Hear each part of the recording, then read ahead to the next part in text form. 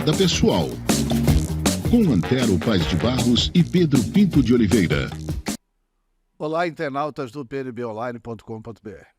Estamos iniciando mais um Nada Pessoal e hoje comigo na entrevista o jornalista Olímpio Vasconcelos, juntamente com o professor Pedro Pinto de Oliveira, que fará as perguntas direto de Portugal, onde ele está fazendo um pós-doutorado pela Universidade Federal de Mato Grosso. E, sequenciando Nada Pessoal, nós vamos entrevistar hoje o pré-candidato a prefeito de Cuiabá pelo Partido dos Trabalhadores, Lúdio Cabral.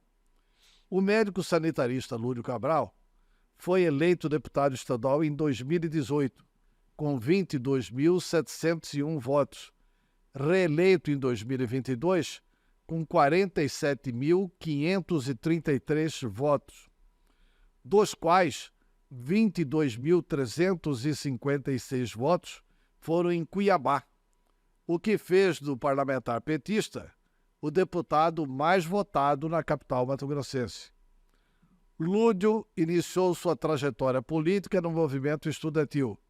Foi diretor do Sindicato dos Médicos, Sindimed, e teve 2 mandatos de vereador em Cuiabá, entre 2005 e 2012.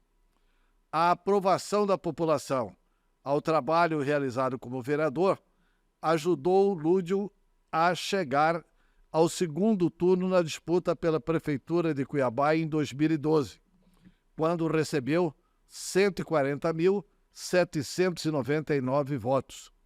Em 2014, ele concorreu ao governo de Mato Grosso e recebeu os votos de 472.507 eleitores. Médico sanitarista, Lúdio é especialista na análise da saúde coletiva e no tratamento de doenças nas populações. Ele atua há 26 anos na saúde pública, prestando atendimento pelo Sistema Único de Saúde, servidor público do estado de Mato Grosso, no município de Cuiabá. Lúdio atende na rede de atenção básica nas comunidades e postos de saúde. Apresentado o nosso convidado, nós vamos esclarecendo que serão 3 rodadas de temas temáticos. Nesta primeira rodada, todos os candidatos estão respondendo exclusivamente sobre a questão da saúde, sobre a questão da educação e também sobre os projetos sociais. Na hipótese de Lúdio Cabral ser eleito prefeito de Cuiabá, qual vai ser a prioridade de Lúdio da educação? Bom dia, prazer tê-lo conosco. Bom dia, Antero, bom dia, Olímpio, bom dia ao Pedro, que está lá em Portugal. Antero, há uma tarefa na educação que ela é exclusiva do município, ela não é de mais ninguém, de nenhum outro ente, que é a educação infantil. Então essa tem que ser, de quem governa a cidade, a prioridade máxima na educação, cuidar das crianças nos primeiros anos de vida, na creche e na pré-escola. E é um dever que, de um modo geral, acaba sendo negligenciado, porque as crianças menores elas não têm voz, as mães é que clamam por ter condições para buscar acesso ao trabalho e que buscam a creche, sem até às vezes ter a perspectiva de que a creche é um espaço educacional, a pré-escola é um espaço educacional, é onde as crianças podem ter as condições de acesso a uma alimentação de qualidade, uma alimentação adequada, a articulação com o sistema de saúde. Então educação infantil tem que ser a prioridade máxima de quem governa uma cidade. Creche para escolas, crianças até 5 anos.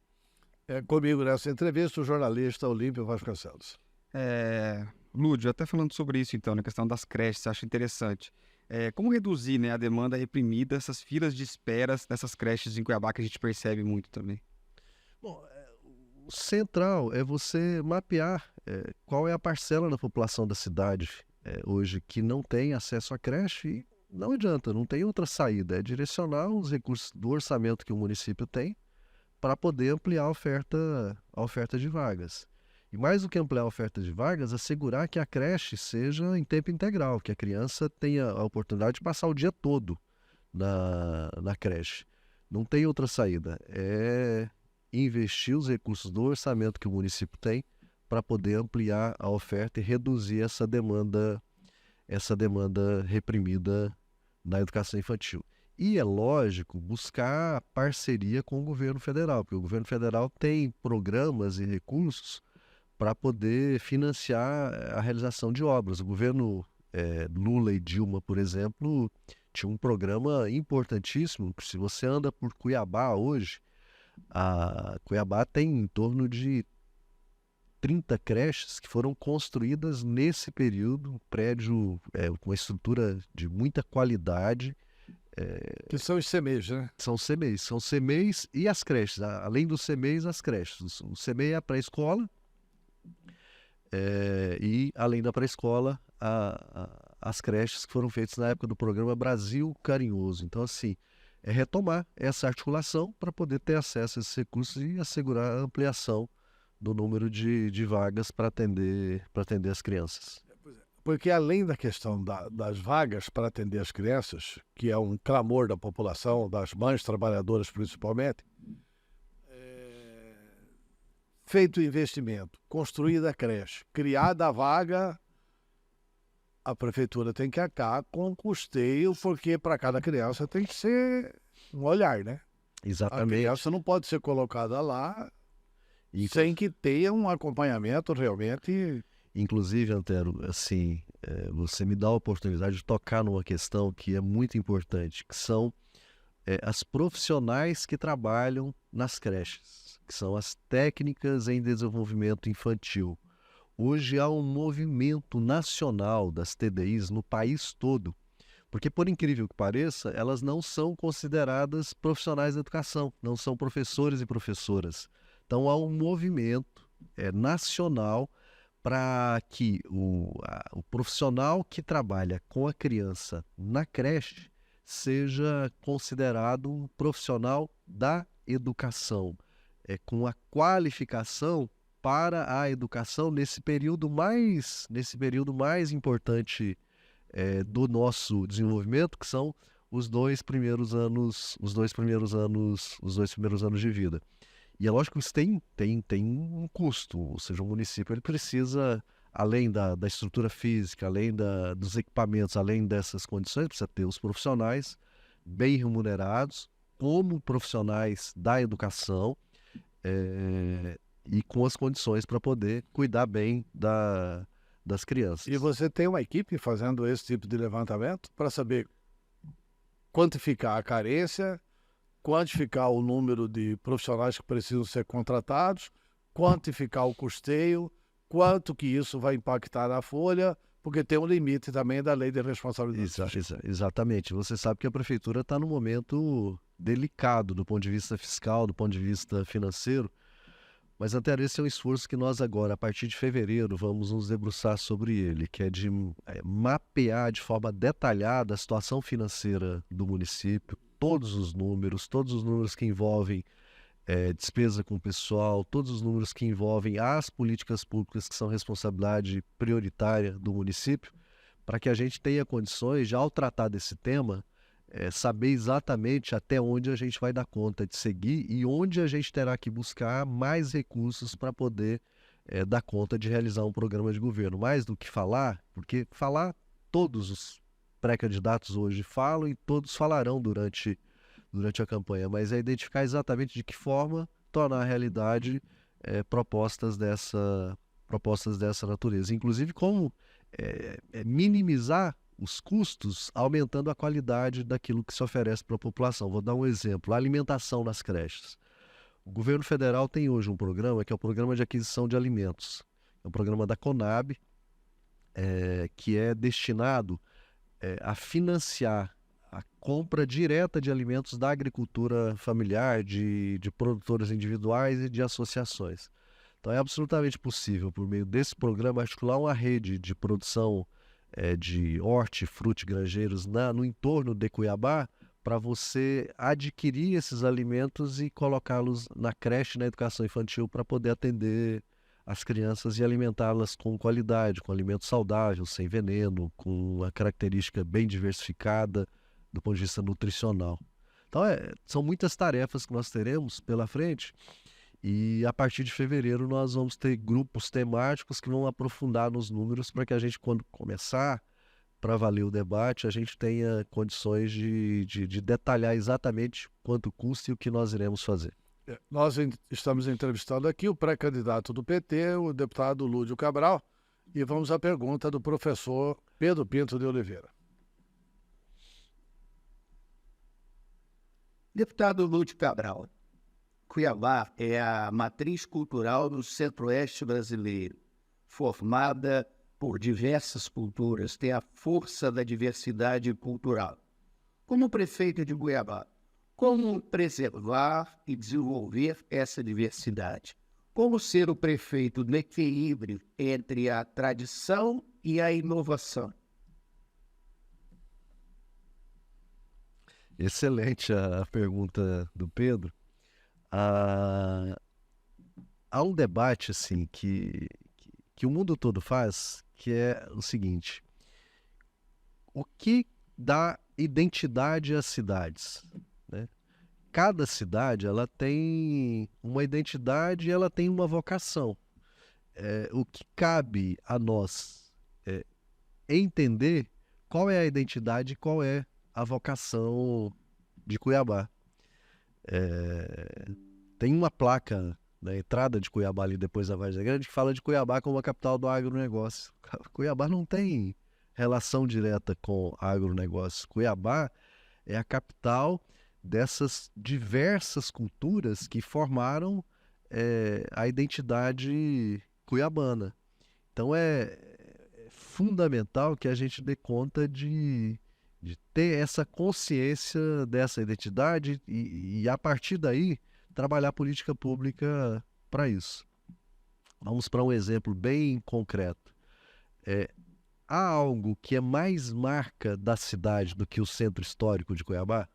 A identidade de Cuiabá está no centro histórico da cidade. Cada rua ali tem uma história para contar. Outro dia eu conversando com o professor Aníbal Alencastro, ele contando a história da 13 de junho, que a 13 de junho não era a 13 de junho, era a rua da Bela do Juíza. Ele conta a história de um juiz que teve um romance com uma moça cuiabana que morava naquele pedaço da cidade. Ninguém conhece essa história. A rua de cima, a rua de baixo, a rua do meio, há toda uma história no entorno do centro histórico de Cuiabá. E, ao mesmo tempo, o centro histórico hoje abandonado, deserto, desabitado, desmoronando. E ali é um espaço onde você tem todas as condições de dar vitalidade e recuperar a identidade de Cuiabá em todos os sentidos, tanto do ponto de vista econômico, do ponto de vista da moradia, do ponto de vista cultural, do ponto de vista do turismo. Então há um caminho, e é esse o caminho que nós temos que buscar na linha da questão que o Pedro fez. Ficando ainda na educação, tem uma questão que, para mim, pessoalmente, é muito especial. Acho que tem milhares de famílias que têm pessoas nessa situação. A questão da educação para crianças especiais. O que é que você pensa sobre isso?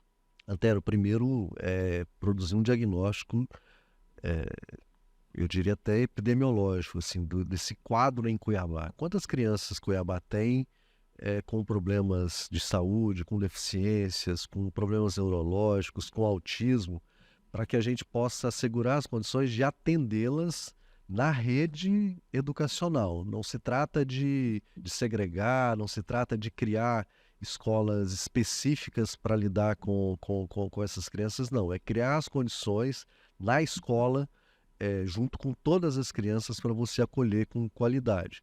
Agora, você precisa, para isso, entender que você precisa de profissionais qualificados, habilitados para o cuidado dessas crianças que vivem em situação mais especial. Não tem sentido, por exemplo, acontecer como hoje acontece na rede estadual de educação, Antero, que os profissionais que são cuidadores das crianças com deficiência, eles sequer são do quadro efetivo da educação. não são nem interinos, nem contratados temporariamente, são terceirizados por essas empresas terceirizadas e recebem menos do que um salário mínimo, porque a carga horária deles é 30 horas, eles recebem menos do que um salário mínimo para cuidar das crianças especiais. O número de profissionais é pequeno, um profissional acaba tendo que cuidar de 4, 5, 6, 7, 10 crianças, é praticamente impossível dar conta disso, e ele não tem reconhecimento daquilo que é a sua formação, porque a maioria deles são inclusive pedagogos, que antes atuavam como profissionais interinos, tinham uma remuneração 3 vezes superior e que agora são subremunerados pelo Estado. Não tem sentido, o município não pode seguir essa lógica, tem que valorizar esse profissional como profissional da educação, ele tem que ser parte do quadro, ele tem que ser um agente que integra a criança especial com o conjunto da comunidade escolar, e é um desafio que nós temos que enfrentar. Deputado, a gente percebe, né, que um dos maiores desafios é manter o aluno dentro da sala de aula, né? A gente percebe a evasão escolar, é um problema que a gente percebe principalmente nas escolas públicas, que é onde, né, vai atuar. Então, o que você pode fazer, o senhor, né, se eleito, né, prefeito de Cuiabá, pode fazer uma política pública de desenvolver esse tipo de situação para prender o aluno, e prender, quando eu digo, não é prender, né, trancar a porta, não, mas segurar o aluno, ele tem interesse de ficar dentro da sala de aula.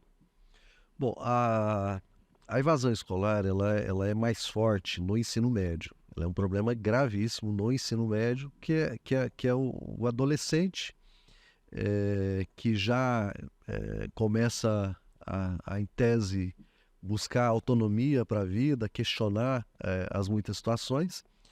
A escola ela precisa se adaptar para poder lidar com as demandas que a adolescência, que a juventude tem. Mas especialmente o jovem hoje ele tem que trabalhar muito cedo, ele tem que ir muito cedo para o mercado de trabalho para ajudar no sustento das famílias, e isso é o fator que leva a maior parte da evasão educacional. O ensino médio ele não é uma responsabilidade do município, ele é uma responsabilidade do Estado, mas eu acredito que o município tem todas as condições de por meio de outros programas, nós vamos entrar na discussão dos programas sociais, de criar condições para você assegurar ao jovem a permanência na escola pública por meio de programa de bolsas, por meio de qualificação técnica para o mercado de trabalho, por meio de um caminho que o faça enxergar a universidade ali adiante, porque a maioria dos jovens, especialmente o jovem das famílias trabalhadoras, eles não conseguem enxergar o além da escola no ensino médio, eles não conseguem trabalhar com a perspectiva de que eles podem... O ensino médio é uma etapa, é um passo para o ingresso na universidade e a busca de uma profissão de verdade. Então é preciso despertar essa visão para a nossa juventude. E no caso do ensino fundamental, é assegurar à escola um ambiente que seja saudável, um ambiente que seja prazeroso e um ambiente que ajude as famílias a cuidar das crianças, com articulação, com atenção à saúde. A educação ela é muito distante da saúde, são duas áreas que precisam atuar mais próximas. Tem tanta coisa que é possível fazer na saúde, junto com a educação, de imunização. Quando a gente era pequeno, a gente fazia fila na escola para levar aquela vacina do revólverzinho do tiro que a gente tomava no braço, né? Por que não voltar a ter uma articulação entre escola e saúde, para você cuidar da nutrição, da alimentação, do desenvolvimento, do crescimento das crianças, identificar problemas de saúde, cuidar desses problemas, associar à escola aquilo que é o formal da escola, o esporte, a cultura, o lazer, música, dança, instrumentos. Então tem todo um conjunto de medidas que você pode desenvolver na educação para poder fixar e dar prazer à criança, ao jovem, de estar na escola. E a escola ser um espaço compartilhado e apropriado pelas comunidades, pela população, para poder tocar a sua vida.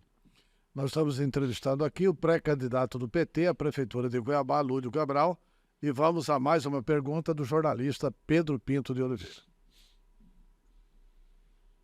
Deputado Lúdio Cabral, qual é a sua opinião sobre a ideologia da escola cívico-militar? Essa é bem direta, essa pergunta, né, Antero? É.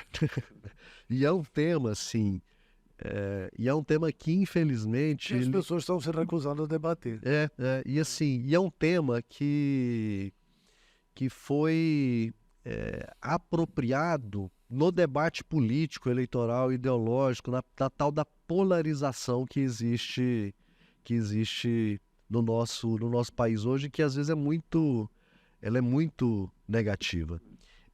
Nada contra escola militar com a vocação para a carreira militar.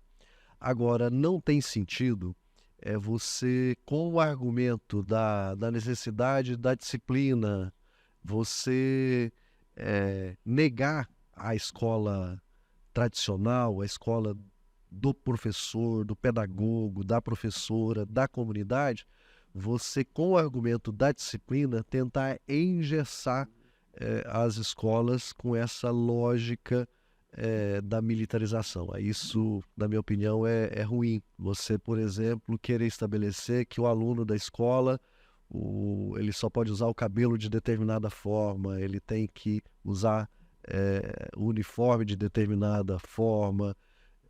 A escola, ela tem que ser um espaço plural, da diversidade, e você, ao trazer esse discurso da disciplina militar para poder orientar a organização da escola, você desmerece todo o esforço de qualificação, todo o esforço de vida de profissionais da educação que estão há 10, 15, 20, 30 anos lidando com o cuidado de crianças e jovens no ambiente escolar. Deputado Lúdio Cabral, viramos a página, vamos tratar da questão social.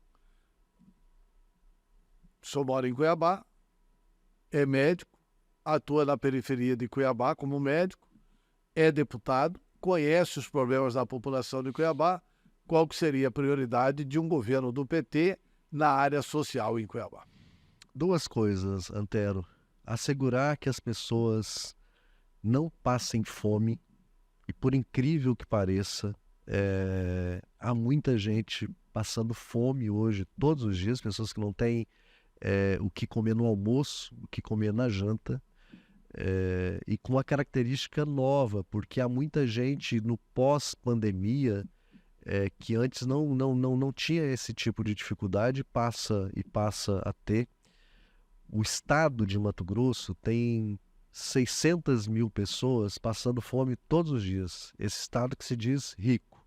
600 mil pessoas passando fome todos os dias. Isso é 20% da população do estado. Se eu trago isso para Cuiabá, 20% da população de Cuiabá são 80 mil pessoas passando fome todos os dias. Então, a primeira tarefa é essa: identificar quem hoje vive em condições de vulnerabilidade extrema para poder assegurar acesso à alimentação para essa parcela da população. E a segunda tarefa é criar condições para que essas pessoas possam se inserir no mercado de trabalho, se inserir na vida econômica para poder buscar o seu sustento com dignidade, sem depender do Estado, sem depender da prefeitura. Organizar estratégias, que eu diria, inovadoras para você conciliar oportunidade de trabalho com qualificação profissional. Um tema assim que eu tenho estudado bastante, e a gente quer inclusive começar a colocar em prática algumas experiências nessa área. Cuiabá é a cidade do calor, né? Cuiabá é a cidade do sol. E aí a gente até já entra numa outra pauta, que é a pauta ambiental. Cuiabá pode ser exemplo para o mundo em geração e comercialização de energia solar, a partir de experiências comunitárias. Eu tenho um amigo que trabalha nesse campo em outros lugares, ele inclusive esteve em Cuiabá recentemente formando um grupo de jovens indígenas nesse campo da tecnologia da energia solar, para você produzir as placas solares, instalar essas placas e gerar energia a partir delas. Então, qual que é a ideia?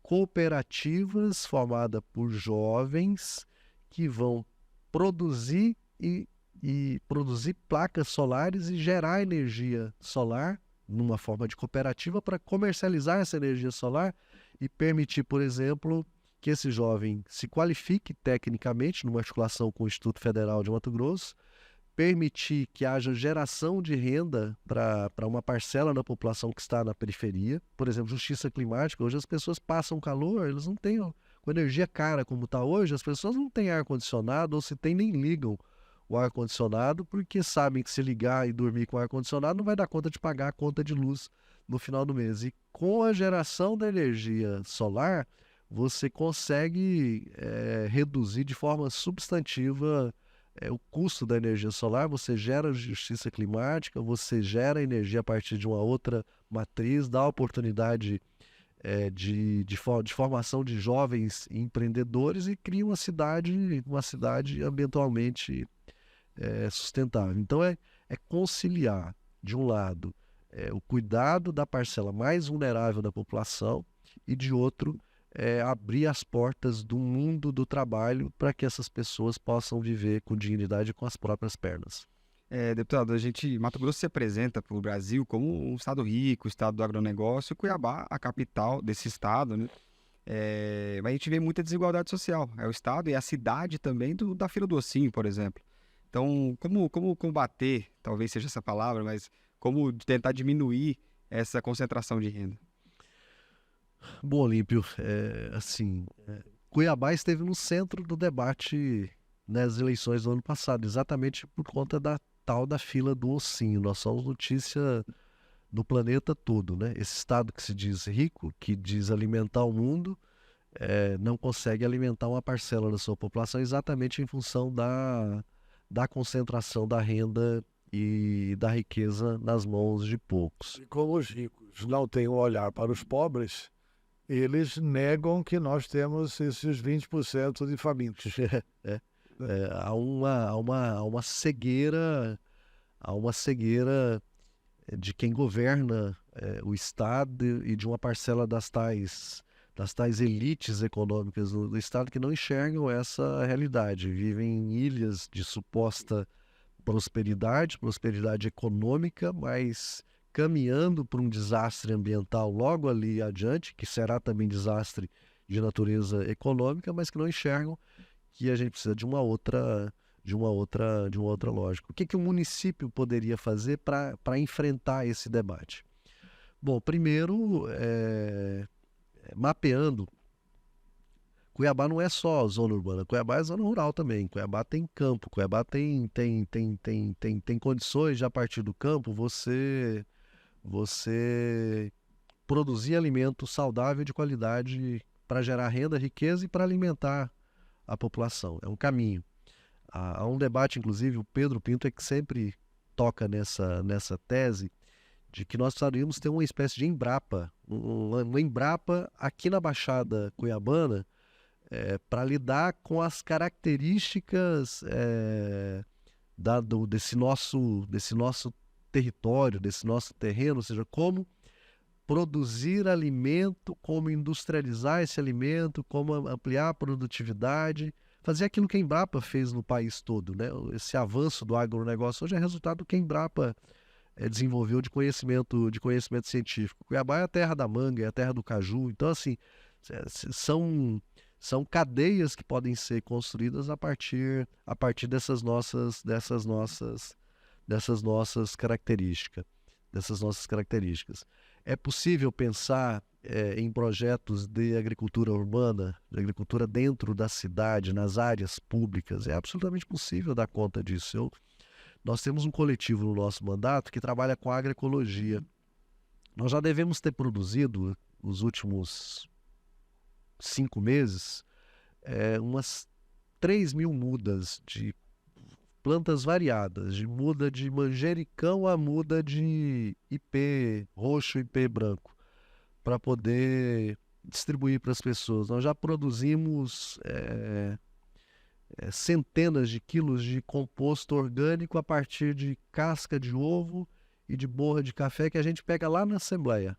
E a gente leva para um espaço onde a gente tem, eu tenho um agrônomo que trabalha comigo e a gente está produzindo composto orgânico já empacotado, bonitinho, sabe? Para poder oferecer às pessoas como alternativa. Então há muitos caminhos possíveis para trabalhar dentro da cidade, nos espaços urbanos, para você alimentar a população, para você permitir gerar renda e riqueza, alimentar de forma saudável, sem, como eu disse, sem veneno, de forma diversificada.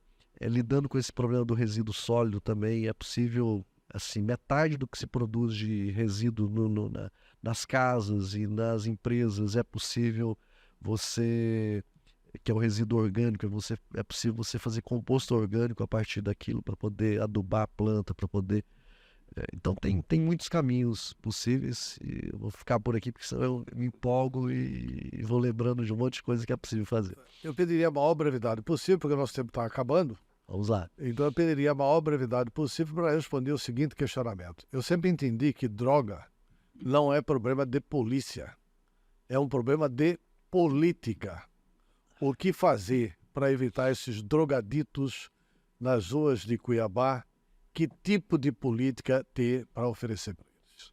Bom, primeiro, Antero, política de saúde. Você precisa ter equipes de saúde, que são os consultórios na rua, para poder atender essas pessoas. Porque elas estão adoecidas em sofrimento e precisam ser cuidadas. Segundo, identificar do ponto de vista social, ou seja, de que forma, além de tratar da saúde, você reintegrar essas pessoas à vida social, porque são pessoas que perderam laços com as suas famílias por conta exatamente do vício, né? E terceiro, buscar as condições para que essas pessoas vivam com dignidade em ambientes que sejam saudáveis, que não fiquem o tempo todo, que não vivam na rua, dar condições para que elas vivam com dignidade e elas vão de trabalho, né? Então é por esse caminho que é preciso buscar. Agora há um outro debate sobre essa questão das drogas, que é um debate nacional, né? Que a gente precisa se espelhar em experiências de outros países para poder fazer um enfrentamento mais adequado.